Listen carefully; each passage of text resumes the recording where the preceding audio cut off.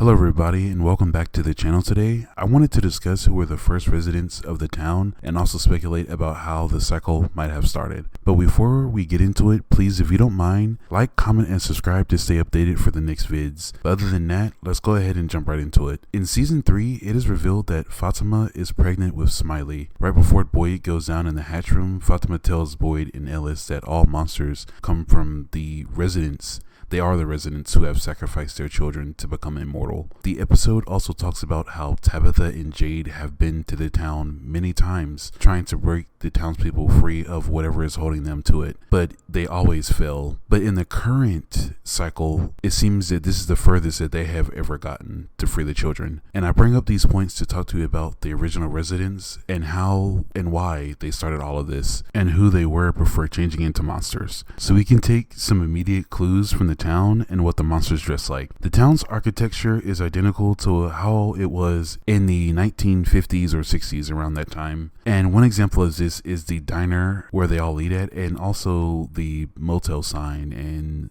pool. But even the attire that the creatures or original townspeople wear is also from around that same period as well. We also know that the monsters were at least human, and this is confirmed with Fatima's story that she told us at the end of season 3, and also with the biopsy that Chrissy does in season 2 on Smiley. But what caused or tempted the original townspeople to sacrifice their children anyway? We know they did it for immortality, but who offered that bargain to them in the first place? I personally think it was the man in yellow, and I've made a couple of theory videos about the man in yellow if you wanted to hear more about him. But I think the original townspeople were some kind of cult before the town was even created. I think that they were praying to something dark that they knew was evil and eventually made contact with the entity. And that is when they were offered to sacrifice their children, and now the original citizens have been haunting the town since. Now, when we all saw Fatima carrying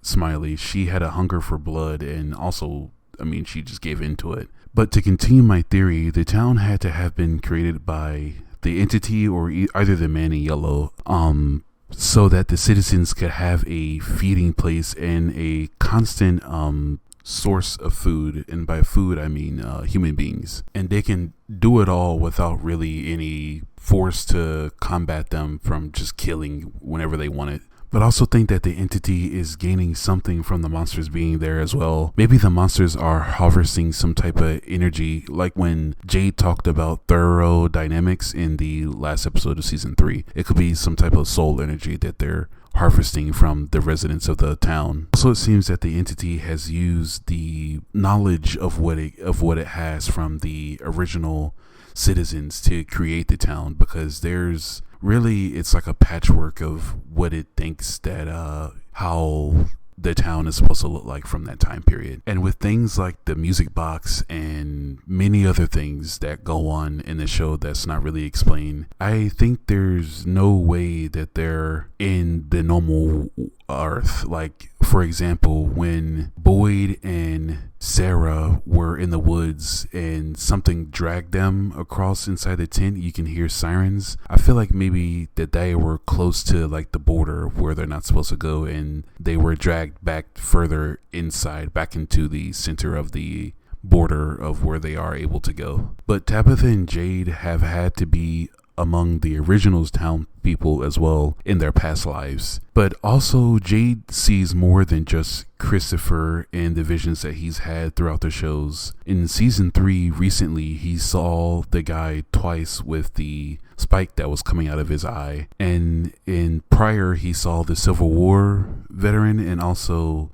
Christopher throughout all of the seasons as well. I think that all of those could be his past lives from the previous cycles that he's had throughout the years as well. But what we learn in season 3 episode 10 is the reason why I think that they are original inhabitants of the town, because of their child being one of the ones that were sacrificed. And also, the reason why I think that they don't turn into monsters is, like I said prior, is I think they were part of that cult as well, or religion, and they try to sabotage or just stop the ritual, and that is what made the split between the creatures and the monsters, causing them to, I guess, just stay to limbo with each other and always just trying to break free. But hopefully early on in the next season we can get some insight and clarification on what happened in the past. And that's going to be all for this video, but please, like I said before, stay tuned, because I have some videos coming up about who made the talismans and about who drew the cave drawings. But as always, like, comment, and subscribe, and thanks for watching. See you in the next one.